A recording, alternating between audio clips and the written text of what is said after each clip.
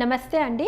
నేను మీ doctor K Samyuktha, consultant urologist and uro gynaecologist, Srikara hospitals, RTC cross roads.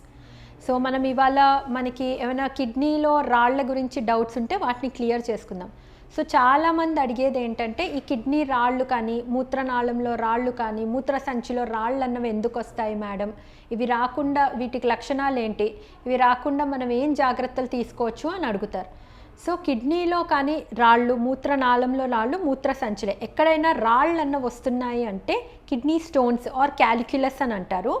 So దీనికి main reason ఏంటంటే first most important reason water సరిగ్గా తాగకపోవడం అండి. So water సరిగ్గా తాగకపోవడం వల్ల మన యూరిన్ బాగా కాన్సన్ట్రేటెడ్గా ఉంటుంది. నార్మల్లీ ఈ మినరల్స్ కాల్షియం కానీ, ఆక్సిలేట్ కానీ, ఫాస్ఫేట్ అనేవి మన యూరిన్తో పాటు బయటకి వాష్ అవుట్ అయిపోవాలి. మన యూరిన్ కాన్సన్ట్రేట్ అవడం వల్ల ఈ మినరల్స్ అన్నీ డెపాజిట్ అవుతాయి అన్నమాట. ఫస్ట్ చిన్న చిన్న పార్టికల్స్లా డెపాజిట్ అవుతాయి, వాటి మీద ఇంకొంచెం కొంచెం కొంచెం పెరిగి అవి పెద్ద రాళ్ళు కింద తయారవుతాయి అన్నమాట.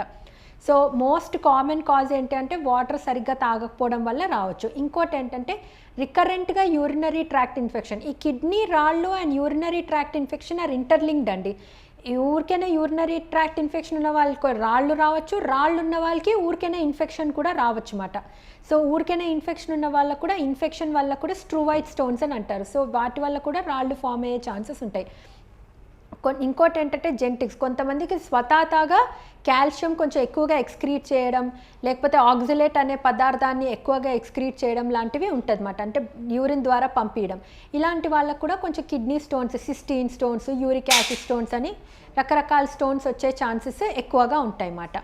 ఓకే, సో కిడ్నీస్లో రాళ్ళు లేకపోతే మూత్రనాళంలో రాళ్ళు ఉంటే లక్షణాలు ఎలా ఉంటాయి? జనరలీ లక్షణాలు ఎలా ఉంటాయంటే నడుము కింది భాగంలో విపరీతమైన నొప్పి వస్తూ, ఆ నొప్పి వెనక నుంచి ముందు వరకు ఇలా లాగుతున్నట్టు, గుంజుతున్నట్టు నొప్పి వస్తుంది.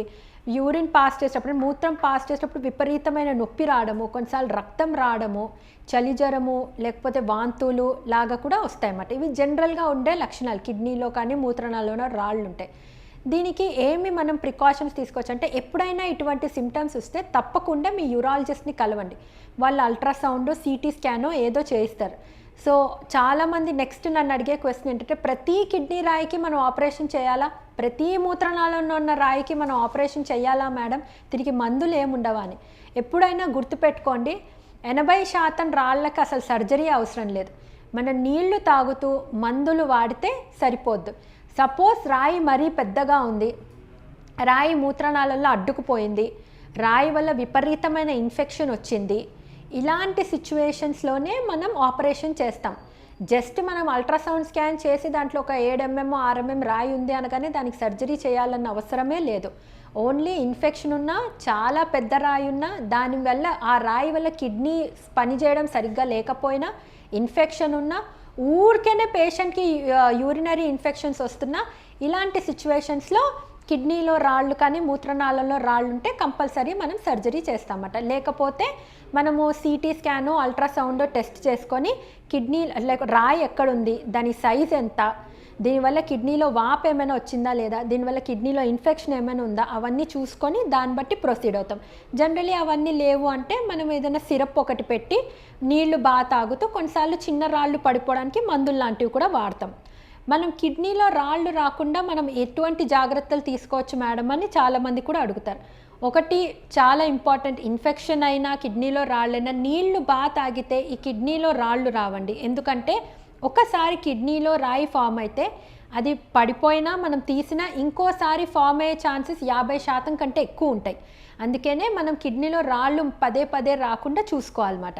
నీళ్లు బాగా తాగుతూ, మనము ఫుడ్లో కొన్ని జాగ్రత్తలు తీసుకుంటే, అంటే కొంచెం టమాటా, పాలకూర, కొక్కో, నట్స్ ఇలాంటి కొంచెం తక్కువ మోతాదులో తీసుకుంటూ, కొంచెం ఉప్పు కూడా తక్కువ మోతాదులో తీసుకుంటూ, మన షుగర్, బీపీ ఇవన్నీ కంట్రోల్ చేసుకుంటే ఈ కిడ్నీ రాళ్ళు రాకుండా ఉంటాయి. నెక్స్ట్ ఇంకా చాలామంది అడుగుతారు, మేడం మాకు కాల్షియం స్టోన్ వచ్చింది కదా, మేము కాల్షియం సంబంధించి మొత్తం అన్నీ ఆపేయమంటే పాలు, పెరుగు, పన్నీరు, సోయా అన్నీ ఆపేయచ్చా అని అడుగుతారు. ఇది కూడా నేను చాలామందికి డౌట్ క్లియర్ చేయాలనుకుంటున్నానండి. సో కంప్లీట్గా కాల్షియం మన ఫుడ్ నుంచి ఆపేస్తే కూడా రాళ్ళు ఫామ్ అవుతాయి. కాల్షియం ఎంత మోతాదులో తీసుకోవాలో అంత మోతాదులో తీసుకోవాలి. అలా అని మరీ ఎక్కువ తీసుకోకూడదు, అలా అని మరీ తక్కువ తీసుకోకూడదు. సో ఎప్పుడైనా మీ కిడ్నీలో రాళ్ళు ఉన్నప్పుడు మీ యూరాలజిస్ట్ని సంప్రదిస్తే మీరు ఎంత క్వాంటిటీ తీసుకోవాలి ఏంటి అన్నది వాళ్ళు క్లియర్గా మీకు వివరిస్తారు.